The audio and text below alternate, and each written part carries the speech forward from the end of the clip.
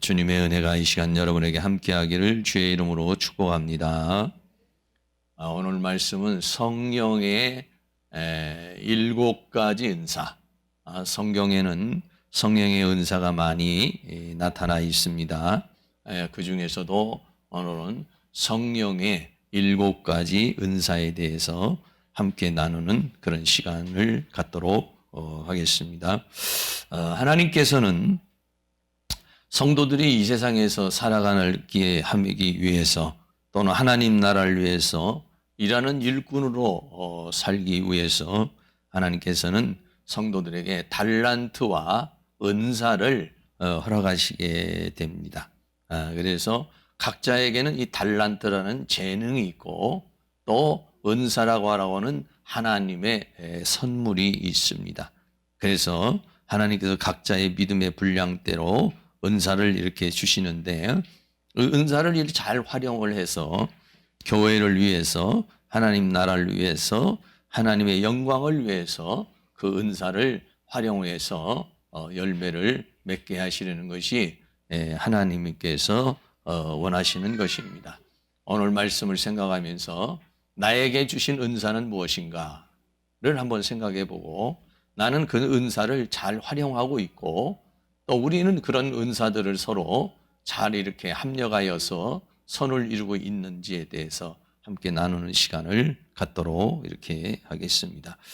첫째는 하나님께서는 믿음의 분량으로 믿음의 분량이라고 하는 것을 우리에게 주신 것이다 라고 이렇게 말하고 있습니다. 로마서 12장 3절 말씀에 내게 주신 은혜로 말미암아 너희 중 각 사람에게 말하노니 마땅히 생각할 그 이상의 생각을 품지 말고 오직 하나님께서 각 사람에게 나눠주신 믿음의 분량대로 지혜롭게 생각하라 라고 그렇게 말씀하고 있습니다. 그래서 하나님께서 나에게 주신 은혜가 있습니다. 그 은혜가 있는데 그 은혜를 가지고서 우리가 살아가는데 마땅히 생각할 그 이상의 생각을 품지 말고 조금 말을 이해하기가 좀 쉽지 않습니다만 다른 말로 말한다면은 너무 자기 자신을 과대평가하지도 말고 또 더 나아가서는 과소평가하지도 말고 마땅히 생각할 것을 생각하고 그 이상을 품지 마라. 다시 말하면 분수에 넘치고 정도에서 벗어나는 생각을 갖지 말라라고 하는 것이에요. 또 자기 자신의 위치가 있죠. 자기 자신의 역할이 있습니다. 위치와 역할을 우리가 벗어나지 말고 생활할 것을 우리에게 말씀해 주고 있는 것입니다. 그런데 하나님께서는 각 사람에게 믿음의 분량대로 지혜롭게 생각하라 하면서 이 믿음의 분량이라는 말을 했어요. 여기서 분량이라는 말은 헬라어로 메트론이라고 하는 말인데 이 메트론이라고 하는 것은 어떤 길이를 잰다든지 또는 아니면은 분량을 양을 잰다든지 하는 것들을 가리켜서 말할 때 메트론이라고 이렇게 말하고 있습니다. 그래서 자기 자신마다 사람마다 다 분량이 달라요. 분량이 있어요. 그런 분량이 있고 분수가 있고 그런 모습을 보게 되지요. 특별히 성경에 보면은 하나님께서 모세를 세워서 모세를 뭘로 세웠냐면 지도자로 세우시죠. 그리고 모세를 돕는 자를 세우는데 아론과 홀이라고 하는 그 형제를 또 옆에서 돕는 사람으로 세워주십니다. 또 그 누이가 있는데 그 누이는 미리암이라고 하는 선지자의 모습으로 이렇게 살게 되죠. 출애굽을 하면서 하나님께서는 이렇게 모세는 지도자로 아론은 협력자로 또 홀도 돕는 자로 또 미리암은 여성으로서 선지자로 이렇게 돕고 또 여호수아는 후계자로 하나님께서 삼으셔서 그래서 출애굽의 과정을 이끌어 나가는 모습을 보게 되죠. 또 신약에 와서도 사도 바울은 이방인의 사도로 하나님께서 활용을 하시고 베드로는 유대인의 사도로 활용하시면서 사용하는 그런 모습을 보게 되는 것입니다. 그래서 다시 말하면 내 위치가 있고 내 역할이 있다라고 하는 거예요. 위치와 역할을 너무 넘어서려고 우리가 그 위치를 잘 지키고 그 역할을 잘 하게 되면은 그러면은 서로 좋은 조화를 이루게 된다라고 하는 것을 우리에게 말하고 있어요. 우리 교회가 역시 마찬가지죠. 우리 교회에서도 각자의 위치가 있습니다. 역할이 있어요. 여기 계시는 모든 분들이 다 그런 위치가 있고 그런 역할이 있는데 그런 위치와 역할을 잘 할 때 교회가 성장하고 부흥하고 건전한 교회가 될 수 있는 것처럼 이렇게 믿음의 분량을 따라서 생각하라, 행동하라라고 그렇게 말하고 있습니다. 두 번째로는요, 우리는 이렇게 믿음의 분량대로 하나님께서 각자에게 은혜를 주시고 은사를 주시는데 우리 모두는 몸과 지체로 우리는 연합되어져 있다라고 하는 것을 우리에게 늘 말씀해 주고 있습니다. 로마서 12장 4절 말씀에 우리가 한 몸에 많은 지체를 가졌으나 모든 지체가 같은 직분을 가진 것은 아니니. 예. 우리의 이 온 몸에 사지백체가 있죠. 그래요. 이 온 몸에 보면은 각 지체가 있습니다. 눈도 있고, 코도 있고, 입도 있고, 손도 있고, 발도 있고, 오장육부가 있고, 다 그래요. 그런데 모든 지체가 똑같지 않죠. 눈은 눈대로 역할을 하는 거고, 코는 코대로 역할을 하는 거고, 입은 입대로 역할하고, 손은 손대로, 발은 발대로 그렇게 역할을 하는 것 같이 우리 한 몸에 많은 지체를 가졌다라고 그러는데 하나님과 우리와의 관계, 예수님과의 우리와의 관계, 교회의 상태를 오늘 이렇게 몸으로 비유해서 이야기를 하고 있습니다. 우리가 한 몸에 많은 지체를 가졌다고 그랬는데 여기 지체라는 말이 멜로스라고 하는 단어입니다. 헬라어로 이 멜로스라고 하는 말은 어떤 한 부분을 가리켜서 말합니다. 전체가 있으면은 예를 들어서 인천이 있으면은 인천의 계양구 또는 또 부평구 또 아니면 서구, 남구, 남동구 뭐 이런 식으로 부분으로 나눠져 있는 것처럼 땅도 그렇게 나누어져 있고 몸도 사지가 전부 다 이렇게 나누어져 있는 것처럼 우리가 지체가 됐다는 이 멜로스라고 하는 말은 바로 그런 한 부분이 되었다라고 하는 것을 말해주고 있는 것이죠. 그런데 이 지체가 같은 직분을 가진 것은 아니다. 여기서 직분이라는 말이 나오는데 좀 번역상에 직분이라고 하는데 프락시스라고 하는 말은 원래 직분이라고 말하기보다는 행함, 활동, 기능이라는 이런 의미를 가지고 있어요. 다시 말하면은 모든 사람이 다 각 지체가 몸에 여러 지체가 있는데 그 지체는 모든 그 기능이 다르다는 것이죠. 네. 눈은 눈대로, 코는 코대로, 조금 전에 말씀대로 그렇다는 거예요. 다시 말하면 교회에도 직분이 있죠. 여러 가지 다 같이 남선교회, 여선교회, 청년회 또 이렇게 또 교회에서 또 목회자가 있고 교역자들이 있고 장로님들이 있고 또 안수집사님, 권사님 뭐 이런 식으로 교육 있는 것처럼 그런 모든 직분이 있어요. 그래서 그 지체가 똑같지 않다 이거죠. 똑같지 않고. 그럼 코는 코대로 자기의 그 분량대로 역할을 해줘야 되고 눈은 눈대로 그 역할을 해줘야 되는데 눈이 귀가 되려고 그런다든지 귀가 눈이 되려고 그런다든지 또 서로 간섭한다든지 서로 분량이 넘치게 되면은 거기에는 다툼이 일어나서 건전한 그런 삶을 몸을 유지할 수 없다라고 하는 것을 우리에게 말씀해 주고 있어요. 그래서 우리는 그리스도와 한 몸과 지체의 관계를 가졌다라고 하는 거예요. 로마서 12장 5절 말씀에 이와 같이 우리 많은 사람이 그리스도 안에서 한 몸이 되어 서로 지체가 되었느니라. 여러분들이 어떻게 생각하고 계시는지 모르겠는데 늘 그런 생각을 해. 나는 주님과 떨어질래야 떨어질 수가 없어요. 우리가 예수 그리스도를 구주로 고백을 했을 때 예수님과 나는 연합이 되었습니다. 연합이 됨과 동시에 나는 하나의 지체가 되었다라고 하는 것이죠. 그래서 예수님과 나는 하나, 늘 우리는 주님 안에 사는 그런 몸이 되었죠. 예수 믿기 전에는 우리는 전부 다 혼자였어요. 예수 믿기 전에는 나였어요. 하나님의 전체적인 보편적 은혜 속에 있기는 하지만은 그러나 적극적인 상황에서 하나님 안에서의 예수님 안에서의 삶이 아니에요. 그러나 이제는 예수 그리스도를 나의 구주로 영접하고 예수님의 생명이 내 안으로 들어오고 예수 그리스도의 내 영이 들어옴으로 말미암아서 우리는 예수님과 하나님과 우리는 뗄래야 뗄 수 없는 몸과 지체의 연합의 관계를 갖게 됐다는 것을 우리에게 말해주고 있어요. 이것을 고린도전서에서는 성령으로 세례를 받아 한 몸이 되었다 이렇게 말합니다. 고린도전서 12장 13절 말씀인데 우리 같이 한번 읽겠습니다. 우리가 유대인이나 헬라인이나 종이나 자유자나 다 한 성령으로 세례를 받아 한 몸이 되었고 또 다 한 성령을 마시게 하셨느니라. 유대인은 뭐냐면 당시의 이스라엘 민족 믿었던 사람이고 헬라인은 뭐냐면 믿지 않던 이방인들을 말하고 있어요. 유대인이나 헬라인이나 또는 아니면은 종으로 사는 사람이나 자유자로 사는 사람이나 다 성령을 받아서 성령의 세례를 받고 성령을 마시게 되므로 그리스도의 영이 내 안에 들어옴으로 하나님과 나는 연결이 돼 있어요. 뭘로? 영으로 연결돼 있어요. 그리고 그 영으로 연결된 우리 모두는 또 하나로 몸 됐어요. 그래서 우리는 성령을 받은 사람은 그리스도의 영이 있는 사람은 그리스도 안에서 몸과 지체로서 하나가 되었다라고 하는 것을 우리에게 말씀해 주고 있는 것이죠.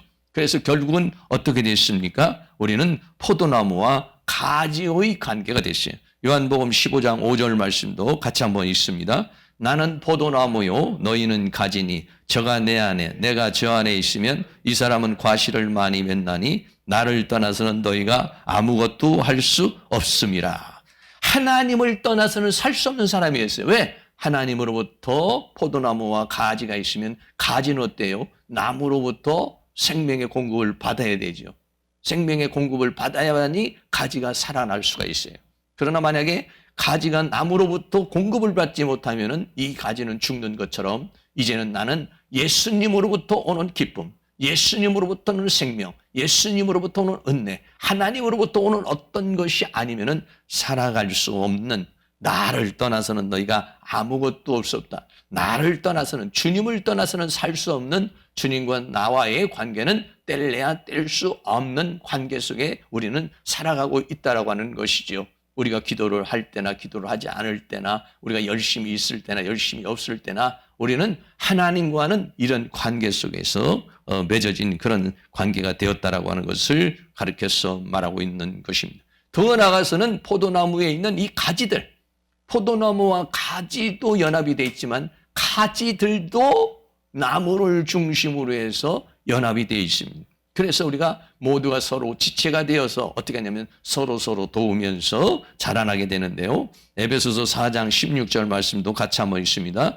그에게서 온몸이 각 마디를 통하여 도움을 입음으로 연락하고 상합하여 각 지체의 분량대로 역사하여 그 몸을 자라게 하며 사랑 안에서 스스로 세우느니라. 아멘. 그에게서 예수님 안에서 나무이신 예수님 안에서 온 몸이 각 마디를 통해서 도움을 얻음으로, 그렇죠. 눈은 눈의 역할하고 코는 코의 역할하고 입은 입의 역할을 해서 입으로 음식을 먹고 손으로 음식을 넣고 또 위장한 것을 소화를 시키고 그래서 그것을 영양분을 만들어서 온 몸에 피를 만들고 온 몸을 이렇게 살게 하는 것처럼 모두 각 마디가 가지가지이고 지체인 모든 것들이 도움을 서로 주면서 연락하고 상합하여 지체의 분량대로 서로 역사를 합니다.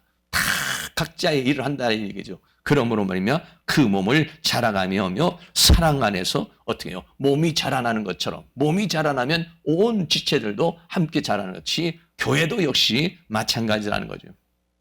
우리 교회도 역시 마찬가지로 우리 모두는 이렇게 연합이 되어져 있다라고 하는 거예요.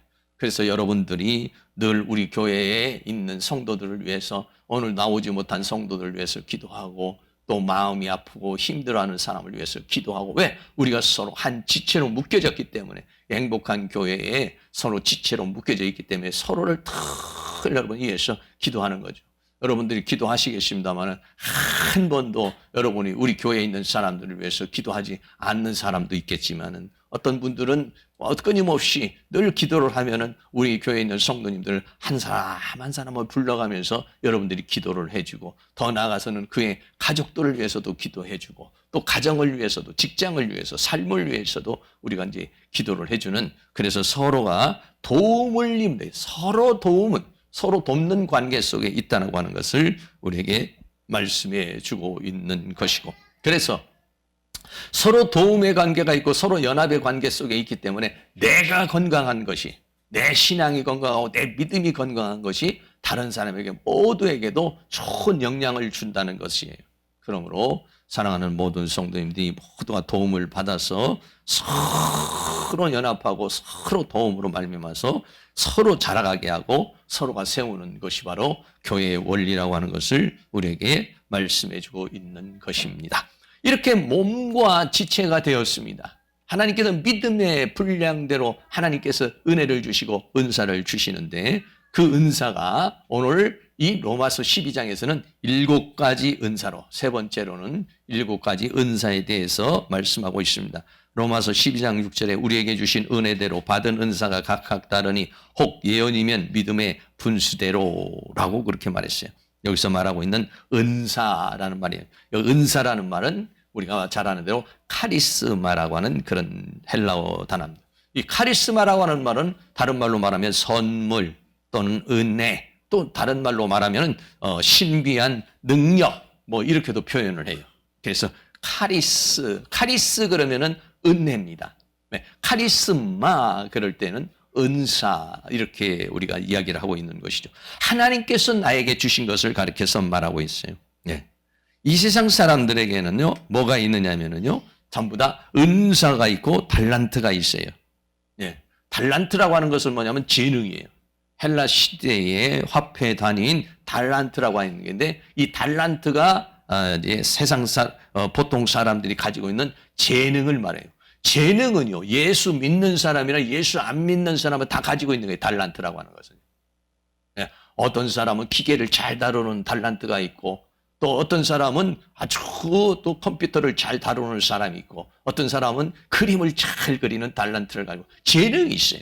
재능이라는 것은 어떻게 보면 타고난 거예요. 네. 부모로부터 타고난 그런 것들이 뭐냐면 재능이라고 말하고 그걸 뭐라냐면 달란트라고 이렇게 말해요. 이 달란트는 예수 믿는 사람이나 예수 안 믿는 사람이나 그건 다 가지고 있어요. 그런데 은사는 달라요. 은사란 이 카리스마는 달라요. 이 카리스마는 성령을 받은 사람, 하나님을 믿는 사람에게만 주어지는 것이 뭐냐면 은사인 것이죠. 세상 사람에게는 그런 우리하고 비슷한 것이 있기는 하지만은 그런 은사하고는 다 성령이 각 사람에게 믿음의 분량대로 주시는 것 이것이 뭐냐면 카리스마가 되는 것이죠. 그래서 이 카리스마는 뭔가 하나님의 선물이고 하나님의 능력이고 우리가 믿음을 살아가는 데 필요한 것이고 교회에서 우리 하나님 나라를 위해서 헌신하고 일꾼으로 살아가는데 또는 군사로 살아가는데 필요한 것이 뭐냐면 이 카리스마라고 하는 것이죠. 그래서 하나님께서 우리 모두에게는 무엇을 주었느냐면 이 신비한 능력이라고 하는 카리스마라고 하는 것을 우리에게 주었다는 것이죠. 근데 오늘 여기 로마서에서는 7가지 카리스마에 대해서 이야기를 하고 있습니다. 첫째는 예언입니다. 로마서 12장 6절에 우리에게 주신 은혜대로 받은 은사가 각각 다르니 혹 예언이면 믿음의 분수대로라고 그렇게 말씀하고 있습니다. 이 예언이라고 하는 것은 뭐냐면 예언이라는 말은 뭐냐면 미리 말한다 이런 뜻입니다. 프로라고 하는 전치사에 팸이라고 하는 명사가 붙어가지고 팸이라는 말은 말하다 이런 의미인데 그래서 미리 말한다. 뭘 미리 말하냐? 하나님께서 주신 말씀, 하나님께서 말씀하신 것을 사람이 그것을 말하는 것을 뭐라고 그러냐? 예언이라고 그렇게 말하고 있는 것이죠. 그래서 이 예언은 믿음의 분수대로 이렇게 말했어요. 예, 믿음의 분수대로. 하나님의 말씀을 증거하는데 이 분수라는 아날로기아라고 하는 것은 비율이나 배당이나 균형을 가리켜서 얘기하는 건데 예언이라는 것은 믿음과 균형이 깨지지 않도록 해야 된다는 것을 우리에게 말씀해 주고 있습니다. 다시 말하면 예언은 하나님으로부터 받은 것을 그대로 말하는 것. 이것을 뭐라고 그러느냐? 예언이라고 그렇게 이야기를 하게 되는 거예요. 그런데 오늘날에 많은 사람들이 예언하는 사람들이 있고 예언이 오는데도 틀리는 경우가 많이 있어요. 예언자라고 하고 예언을 받은 은사를 받은 사람들도 그 예언이 틀리는 경우가 있어요. 왜 그러면 이런 예언이 틀리느냐 하면 하나님께서 우리에게 말씀을 주실 때에 우리 한국말로 말씀을 주실 때도 있지만은 대체적으로는 성령의 감화와 감동으로 역사를 우리에게 주시게 되는 것이에요. 성령으로서 성령의 감동과 감화로 우리에게 주시게 되니까 성령의 감동이 마음으로도 오고 생각으로도 와요. 하나님께서 우리에게 아무개야 뭐뭐뭐뭐 해라 이렇게 우리에게 예언을 주시는 경우도 있지만 대체적으로는 하나님께서 우리에게 성령의 감동과 감화를 통해서 우리에게 주셔요. 그런데 하나님께서 우리에게 성령의 감화와 감동으로 주신 것을 우리가 영으로 받아서 이성으로 표현을 해야 돼요. 우리 말로 표현을 해야 되고 이 표현하는 과정, 다시 말하면 그 성령의 감동을 해석하는 과정에서 우리들이 성령이 충만한 상태가 되었을 때는 그 영의 감동을 그대로 우리가 이성으로 말로 표현을 할 수가 있어요. 그런데 내가 성령에 감동하지 못한 상황이 됐을 때, 내가 너무 슬픈 상황에 있을 때, 내가 너무 기쁜 상황에 있을 때, 내가 좀 혼란한 상황에 있을 때, 내 감정의 상태나 내 생각의 상태가 성령으로 충만하지 못한 상황에서 말씀을 받거나 또 성령의 감동을 받게 되면 그 감정과 생각이 섞여서 말이 나가게 돼요. 그렇기 때문에 예언이 틀리게 되는 경우가 많이 있습니다. 그대로 그냥 하나님의 통로로만 사용하면 되는데 그대로 통로를 사용하는 게 아니라 하나님께서 성령의 감동을 받아서 그 감동을 받은 것을 우리 말로 표현을 해야 되네요. 우리 말로 표현을 하는 이 과정상에서 해석의 문제가 돼서 어떤 경우에는 전혀 틀리는 경우도 있고 어떤 경우에는 조금 비슷하게 맞는 경우도 있고 여러 가지 그런 상황에 있겠지만은 원리적으로 보면은 예언이라는 것은 뭐냐? 하나님께 받은 것을 미리 말하는 자. 이것을 뭐냐? 예언이라고 그렇게 말하고 있는 것이죠. 그런 예언들이 이제 하나님께서는 초대교회에서는 많은 그런 예언들의 역사가 일어났지만은 오늘날은 뭐 그런 예언들을 많이 주시지는 않지만 그러나 그런 예언의 은사를 하나님께서 이제 필요에 따라서 허락하시게 되는 것입니다. 두 번째는 뭐냐면 섬기는 일이라 그랬어요. 로마서 12장 7절에 혹 섬기는 일이면 섬기는 일로 가르치는 자면 가르치는 일로 이렇게 말했는데 로마서 12장 7절에 섬기는 일이 있어요. 뭐 섬기는 것이 무슨 너무 은사냐 그렇지만 안 그렇다는 거죠. 하나님께서 교회를 위해서 하나님 나라를 위해서 섬김의 마음을 주고 섬김의 은사를 주는 사람이 있다는 거예요. 이 섬기는 디아코니아라고 하는 사람. 이 디아코니아라고 하는 것은 원래 봉사 또는 섬김, 직무라고 하는 그런 뜻을 가지고 있어요. 그래서 이 원래 이 디아코노스, 디아코니아 이런 단어는 집사라고 할 때도 이런 단어를 씁니다. 다시 말하면 섬기긴 섬기는 뭐냐? 봉사하는 것을 가르쳐서 말씀하고 있는 것이죠. 어떤 사람은 자기 중심적으로 자기밖에 모르는 사람이 있지만은 이런 섬김의 은사를 받은 사람은 참 섬기기를 잘해요. 네. 늘 다른 사람을 섬기고 식사를 할 때도 섬기고 예배를 할 때도 자리를 이를 통해서 이렇게 섬기고 어디를 가면은 그 사람이 필요가 무엇인지를 잘 이렇게 섬기고 예. 어떤 사람은 전혀 배려가 없어요. 다른 사람이 먹든지 말든지 하든지 말든지 전혀 생각이 없는 사람이 있어요. 근데 어떤 사람은 다른 사람의 필요가 뭔가 네. 커피도 타다 주고 또 옆에서 도움도 주고 그 사람의 필요를 채워주면서 잘 섬기고 봉사하는 그런 사람이 있어요. 여러분 이런 교회에는 섬김의 사람이 많으면 좋겠죠. 이런 섬길 줄 아는 사람이 많으면은 여러 가지 뭐 요즘에도 뭐 사회에서도 보면은 뭐 노숙자들을 위해서 김장을 담아서 김치를 주기도 하고 밥을 만들어서 해서 또 그들에게 나눠주기도 하고 연탄을 가지고서 나눠주기도 하고 뭐 이런 것들이 우리가 보편적으로 하는 사람도 있지만 아주 이 일에 기쁨을 느끼고 아주 이 일을 능수능란하게 잘하는 사람이 있어요. 네. 그런 것들. 그러니까는 은사는 뭐냐면 자기가 잘 할 수 있는 거예요. 그리고 하고 나면 기분이 좋아요. 네. 어떤 사람은 섬김을 받는 입장에 있을 때 기분이 좋은 사람이지만 어떤 사람은 막 섬길 때 막 기쁨이 있어요. 섬길 때 너무 행복한 사람이 있어요. 이런 사람이 뭐냐면 디아코니아라고 하는 이런 섬김의 은사를 받은 사람이다 그랬어요. 그래서 이런 섬김을 받은 사람은 섬기는 일이면 섬기는 일로라고 그렇게 말했어요. 그래서 이 디아코니아라고 하는 그런 은사를 받은 사람인데 성경은 뭐라고 말하냐면은 봉사를 할 때는 내 어떠한 것을 드러내려고 자기 어떤 칭찬을 받으려고 막 이렇게 하는 것이 아니라 봉사를 할 때에는 베드로전서 4장 11절에 만일 누가 말하려면 하나님의 말씀을 하는 것 같이 하고 누가 봉사하려면 하나님의 공급하시는 힘으로 하는 것 같이 하라 그랬어요. 정말 디아코니아라고 하는 이 섬김의 은사를 받은 사람은 섬기면서 막 자기를 드러내려고 그러질 않아요. 자기를 드러내려는 사람은 은사가 아닙니다.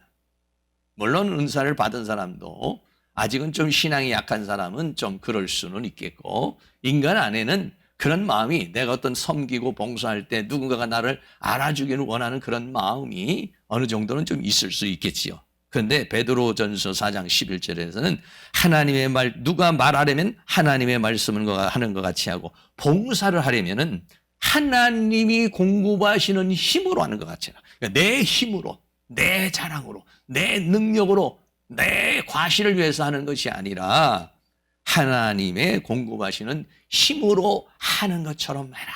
그러니까는 그런 섬기는 정말 섬기는 사람은요. 어떻게 하냐면은 늘 자기를 과시하지 않고 되면 하나님께 영광을 돌리고 또 누가 알아주지 않아도 그걸로 인해 가지고 마음에 삐짐이 온다든지 그러지 않습니다. 왜? 기쁘니까.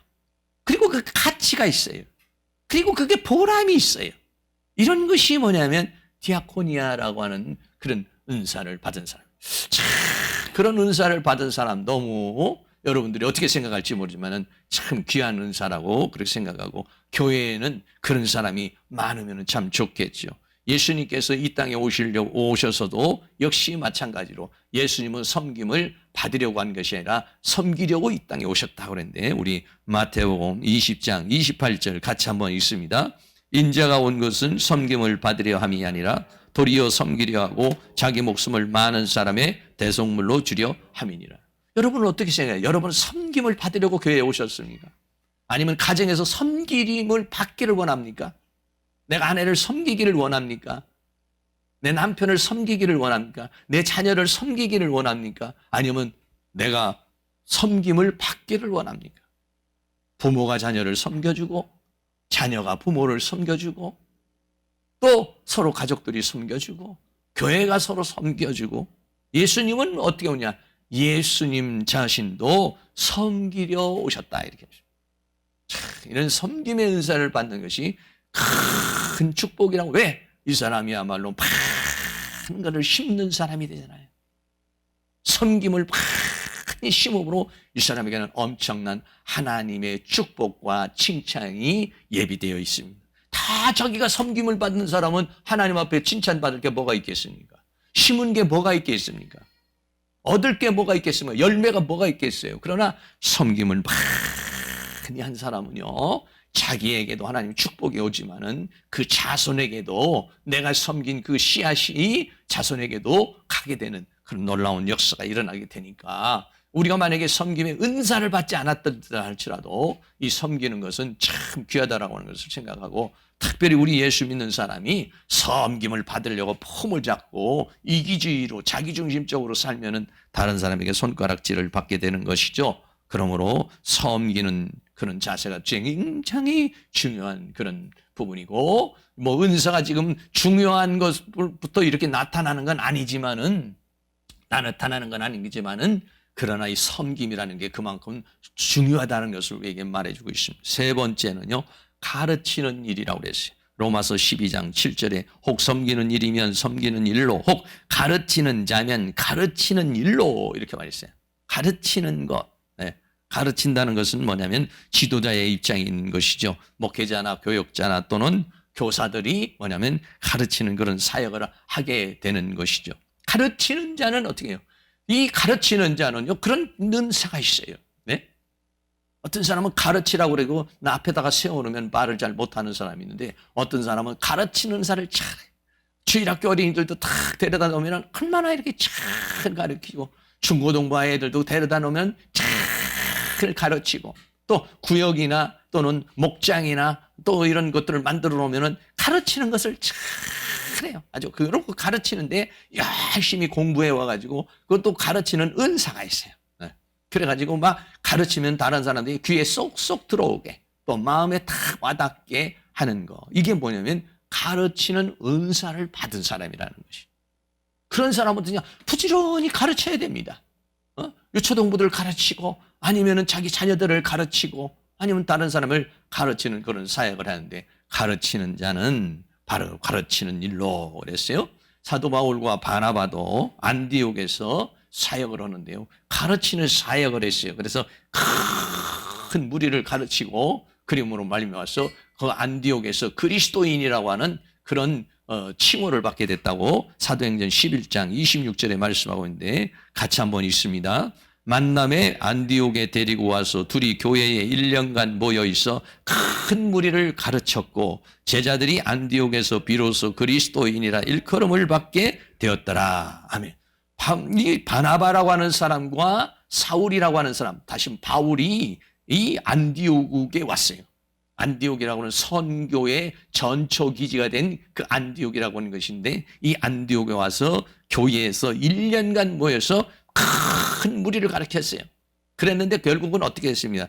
제자들이 안디옥에서 비로소 크리스찬이라고 하는 일컬음을 받게 되었다. 그러니까는 어때요? 일컬음을 받다는 그들이 변화가 일어났다는 것이죠. 일반 사람과는 다른, 저 사람들은 그리스도인이라는 건 뭡니까? 그리스도에게 속한 자라는 것입니다. 하나님께 속한 자라는 게 그 말하는 것이나 그 행동하는 것이나 그 표현하는 것이나 그 살아가는 것이 그리스도인에 속한 사람이라는 그리스도인이다. 여러분 그렇습니다. 오늘날에는 많은 사람이 교회에 오면은 그리스도인이 많은데 사회에 나가면은 그리스도인이 적다 이런 말을 많이 하죠. 크리스찬이. 교회에 오면 참 경건하게 예배는 드리고 저분이 장로님이구나, 저분이 성도님이구나, 우리가 이것을 다 볼 수가 있어요. 그런데 교회 밖에 나가면은 저분이 믿는 사람인지 믿지 않는 사람인지 구별이 없다는 것이에요. 네?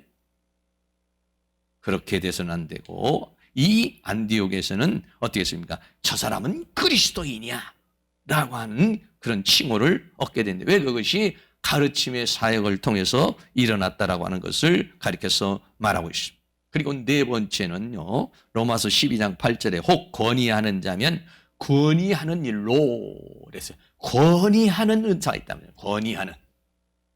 이 권위라고 하는 말은 어떤 단어입니까? 이 권위라고 하는 말은요, 로마서 우리가 12장 1절에 보면 사도 바울이 그러므로 형제들아 내가 하나님의 모든 자비하심으로 너희를 권하노니 너희의 몸을 하나님이 기뻐하시는 거룩한 산 제사로 드리라. 이는 너희의 드릴 영적 예배니라. 그래서 권한다 또는 권면 이렇게 우리가 보통 어떤 장로님들 임직 예배를 드린다든지 아니면 교회를 설립을 한다든지 그러면은 권면이라는 부분이 있어요. 권면. 네. 또는 격려사 같은 것들도 있어요. 권면이라는 거. 권하는 것을 권면이라고 그러는데 여기는 뭐라고 하냐. 권위라고 그렇게 표현을 하고 있죠. 네. 권위한다. 다른 사람을 어떻게 권위한다라고 하는 것은 뭐냐면 다른 사람을 위로하고 또 다른 사람을 권면하는 것을 말하는데 사도 바울도 빌립보 4장 2절에서 내가 유오디아를 권하고 순두개를 권한다. 그 편지를 빌립보서를 표면해서 내가 유오디아에게 권면을 하고 또 순두개에도 내가 권면을 한다. 주 안에서 같은 마음을 품으라 라고 그렇게 말하고 있죠. 예, 그렇습니다. 이 파라칼레오라고 하는 권면한다, 권위한다. 이 말은 뭐냐면은 원래 이 파라칼레오에서 나온 단어가 뭐냐면 보혜사라고 하는 것입니다. 보혜사. 보혜사 성령님 할 때 보혜사가 있어요. 보혜사. 보혜사는 뭐냐? 예수님이 떠나시면서 내가 너희에게를 보혜사 성령을 보내주시겠다라고 그렇게 말씀을 했죠. 그리고 어떤 사람은 정말 권위하는 사람이죠. 권면을 잘하는 사람이 있어요. 실망하고 낙심해서 팍 쓰러져 있는 사람을 찾아가가지고 잘 말씀으로 또는 아니면은 뭐 선물로 해서 그 사람의 다시 회복할 수 있도록, 믿음을 회복할 수 있도록, 신앙을 회복할 수 있도록, 시험에 빠진 사람을 다시 회복할 수 있도록 잘 돕는 사람이 있어요. 그게 뭐냐면요, 권위의 은사를 받은 사람이다라고 하는 것이에요. 여러분, 권위한다는 것이 굉장히 어려워요. 저도 이렇게 가가지고 누군가 시험에 들었다든지 누가 좀 어려움이 있을 때 가가지고 이제 신방을 간다든지 아니면 상담을 통해서 권위를 하면은요, 참 이 권위한다는 것이, 권면한다는 게 보통 어려운 것이 아니에요. 왜? 그 권면을 통해서 그 마음이 바뀌어야 되잖아요. 그 생각이 바뀌어야잖아요. 힘을 얻어야 되잖아요. 응? 그런데 오히려 우리가 권위하러 간다고, 권면하러 간다고 그러면서 오히려 그 사람을 막 책망을 한다든지 아니면 그 사람을 비판을 한다든지 아니면 명령을 한다든지 뭐 오히려 가가지고 시험 들게, 권사님 아무개 집에 가가지고 좀 신방 좀 하고 조금 그분이 좀 어려움이 있는 것 같은데 다녀오세요. 다녀오고 나서 더 시험 드는 경우가 있어요. 사역자가 가가지고 오히려 더 불난데 부채질을 하고 오는 경우가 있어요.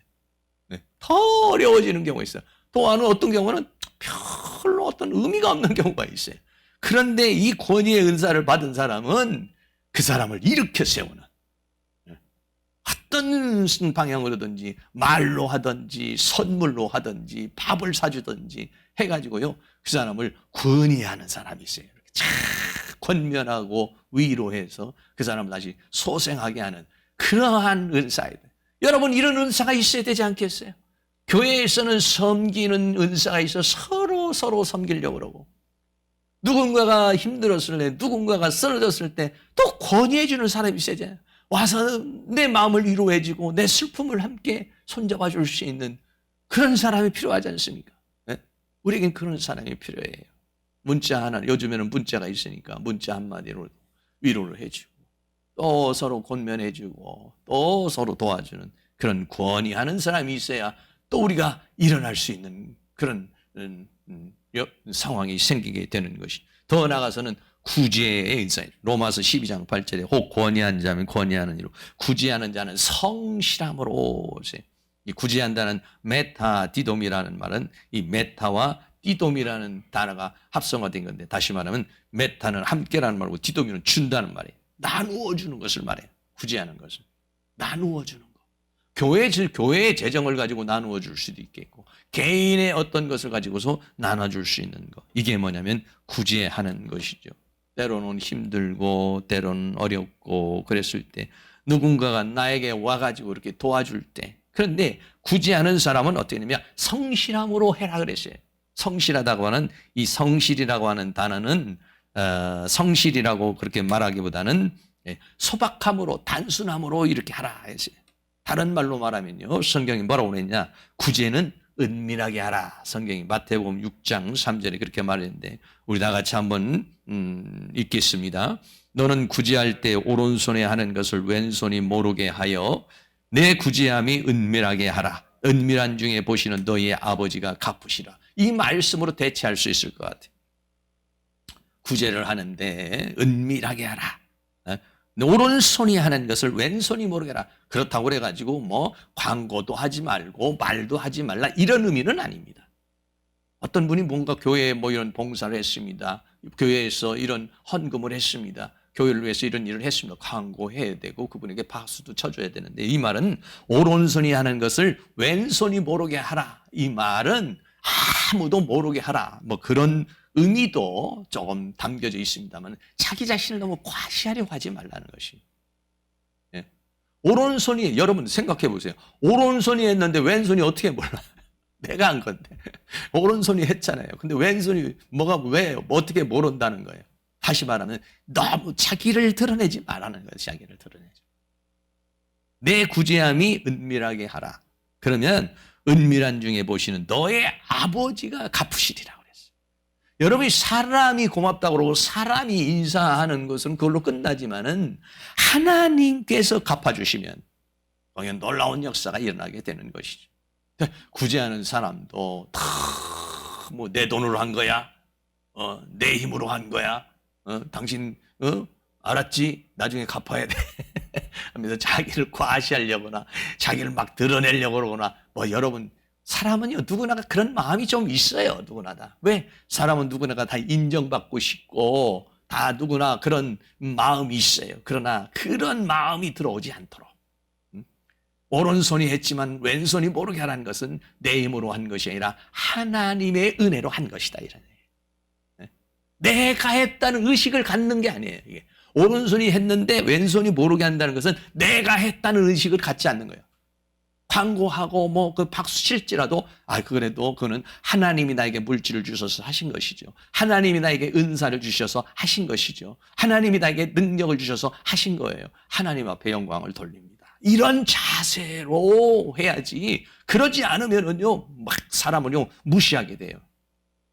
내가 누구를 도와줬는데, 내가 교회에서 얼만큼 했는데, 뭐 이러다가 보면은 자기 과시가 일어나고 분쟁이 일어나고 시기가 일어나게 되기 때문에 구제하는 사람은 성실함으로 해야 될 것을 우리에게 말씀해 주고 있어요. 여섯 번째는 다스리는 자가 있어요. 다스리는 자는 부지런함으로 로마서 12장 8절에 다스리는 자는 부지런함으로 그랬어요. 여기 다스린다는 프로히스템이라고 하는 것은 인도자를 말해요. 앞에서 끌어주는 그런 사람을 가리켜서 말하고 있는 거죠. 교회의 어떤 지도자적인 역할을 하고 있는 사람, 목회자가 될 수도 있겠고 장로님이나 안수 집사님이나 권사님이나 아니면 또 목장의 어떤 장이나 이런 분들이 다스리는 사람을 말하는 것이죠. 다스리는 사람은 부지런함으로 해라 그랬어요. 로마서 12장 11절에 부지런하여 게으르지 말고 열심을 품고 주를 섬기라. 게으르고 나태한 상황으로 앞에서 이끌어 갈 수가 있나요? 자기가 솔선수범을 해야만이 앞에서 이끌어 갈 수가 있는 것이죠.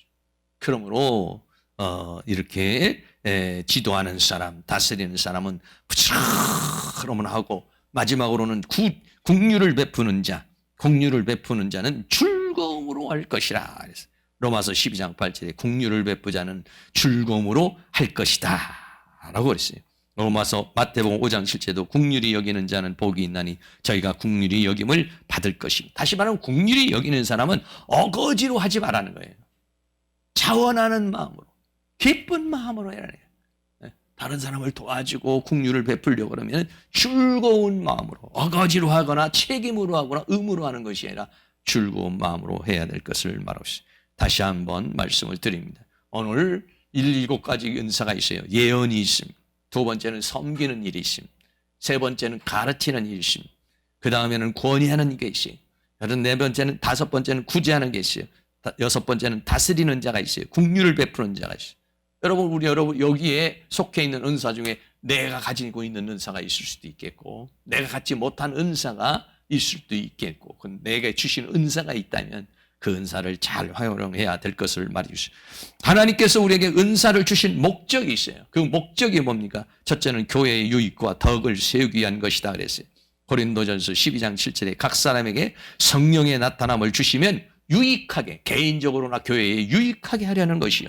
또 14장 2절에도 그러면 너희도 신령한 것을 사모하는 자 이제 교회에 덕 세우기를 위하여 풍성하기를 구하라. 자기의 유익을 위해서 교회의 덕을 세우기 위해서 하나님께서 이 은사를 주신 것이다. 더 나아가서는 선한 청지기로 봉사하기 위해서 베드로전서 4장 10절에 각각 은사를 받은 대로 하나님의 각양 은사를 은혜를 맡은 선한 청지기 같이 서로 봉사하게 하기 위해서 청지기로서 일꾼으로서 봉사하기 위해서 하나님께서 은사를 주신 것이다. 그러므로 우리는 자신에게 주어진 그런 달란트와 은사가 무엇인지를 우리들이 잘 생각해서 활용을 해서 나는 지금 2020년도 지금 이제 왔는데 과연 나에게 이제 은사가를 무엇이고 얼마만큼 달란트를 잘 활용했는가 생각을 해보시고 요번에도 보니까 지금 앞에 이것도 가림막을 이렇게 하라고 또 이제 왔잖아요. 고민을 하고 있는데 뭐 어떻게 해야 되나 돈도 좀 많이 들어가고 그러니까 또 안수 집사님이 또 이런 데는 또 기술이 있으셔요. 저는 이걸 어떻게 해야 되는 건지 도대체가 이게 잘 계산이 안 나오는데 안수 집사님은 탁 보더니 뭐 이렇게 하면 될 것 같습니다. 아주 참 우리 안수 집사님이 교회 살림을 여러 가지를 다 이렇게 책임지고 다 이렇게 하고 계시는데 지금 정말 좋은 달란트를 가지시고 계셔서 그냥 또 이렇게 또 잘 이렇게 이제 우리가 이제 할 수 있는 그런 상황이 되기도 하고 그렇게 됐습니다. 은사의 종류에서 좀 시간이 좀 많이 갔는데 네 번째는 은사의 종류에서 간단하게 성경에 나타나는 은사의 종류입니다. 오늘 여기에서 이제 나오는 7가지 은사가 있었죠. 우리 예언, 섬기는 일, 가르치는 거, 권위하는 거, 구제하는 거, 다스리는 거, 긍휼을 베푸는 거, 오늘 로마서 12장에서 나타난 그런 은사가 있습니다.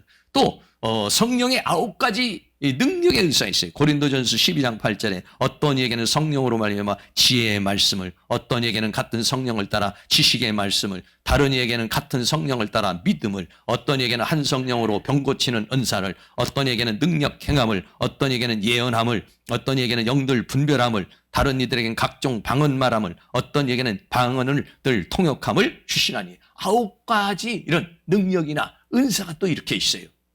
이게 이제 고린도전서 12장에서 나타나는 그런 말이고, 더 나아가서는 직분과 능력의 은사 8가지가 또 있어요. 고린도전서 12장 28절에 하나님이 교회 중에 몇을 세우셨으니 첫째는 사도요, 둘째는 선지자요, 셋째는 교사요, 그 다음은 능력이요, 그 다음은 병 고치는 사요, 서로 돕는 것과 다스리는 것과 각종 방언을 말하는 것이다.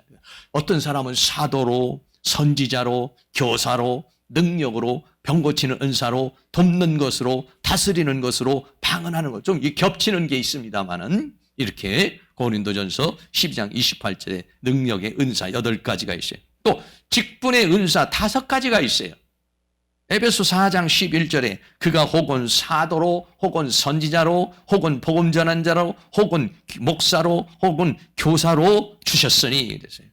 에베소 4장 11절은 직분의 은사로 5가지를 또 말하고 있어요. 또 더 나아가서는 독신의 은사 같은 것도 있어요. 고린도전서 7장 7절에 나는 모든 사람이 나와 같기를 원하노라. 그러나 각각 하나님께 받은 자기의 은사가 있으니 하나는 이러하고 하나는 저러하니라. 여기서 말할 때 나와 같이 되기를 원한다고는 사도 바울을 말하면 사도 바울이 독신으로 혼자 살아왔기 때문에 결혼을 해야 될 사람은 하지만 그렇지 않은 사람은 혼자 사는 것도 좋다 해서 독신도 은사라고 자기의 은사가 있다 이렇게 말했어요. 그런데 가장 큰 은사, 영원한 은사가 있다는 게 그게 뭐냐? 사랑이라는 것이에요. 고린도전서 12장 31절에 고린도전서 12장에서 은사를 쭉 말하고 마지막에 너희는 더욱 큰 은사를 사모하라 했어요. 그러니까 사랑이라는 것도 뭐냐면 더욱 큰 은사를 사모하라. 성령의 열매가 사랑이기도 하지만은 은사로 이렇게 말했어요. 내가 또한 제일 좋은 길을 너에게 보이리라. 그러면서 13장 8장에 사랑은 언제까지든지 떨어지지 아니하나 예언도 패하고 방언도 그치고 지식도 패하리라. 그런즉 믿음, 소망, 사랑 이 3가지는 항상 있을 것인데 그 중에 제일은 사랑이라. 그래서 사랑은 제일 귀한 은사면서 영원토록 떨어지지 않는 은사라고 그렇게 말하고 있습니다. 마지막으로는 영생의 은사를 또 우리가 말했어요. 로마서 6장 23절 같이 한번 읽습니다. 죄의 삭은 사망이요 하나님의 은사는 그리스도 예수 우리 주 안에 있는 영생이니라. 네. 은사라고 말하기는 어렵겠지만 그러나 영생을 바로 하느냐 은사라고 그렇게 말하고 있는 거예요. 우리에게 가장 큰 하나님의 카리스마가 뭐냐? 하나님께서 우리에게 주신 은혜 그리고 은사가 뭐냐? 그는 영생 복락이라고 그렇게 말씀하고 있는 것입니다. 네, 결론을 말씀드립니다. 우리에게는 각자의 믿음의 분량이 있어요. 그 믿음의 분량대로 하나님께서 우리에게는 뭘 줬느냐? 은사를 주셨어요. 은사를 주시고 우리는 전부 다 몸과 지체로 연합이 되어 있습니다. 그래서 은사의 종류에 대해서 말씀을 드렸어요. 나는 어떤 은사가 있지? 또 나는 보편적인 재능이 무엇이지? 여러분 이 재능과 은사를 우리들이 잘 활용을 해서 그것이 우리 모두가 합력하여 선을 이루고 하나님 앞에 영광을 돌리는 것이 되겠습니다. 나에게 주신 은사가 무엇인지를 잘 활용하고 2020년도 난 한 해를 살아오면서 나에게 주신 이 은사와 은혜를 내가 잘 감당해 왔는지 생각하고 여러분들 그 은사를 더 잘 개발해서 더 많은 열매를 맺고 하나님 앞에 더 귀하게 쓰임받는 은혜의 역사가 일어날 수 있기를 주의 이름으로 축복합니다.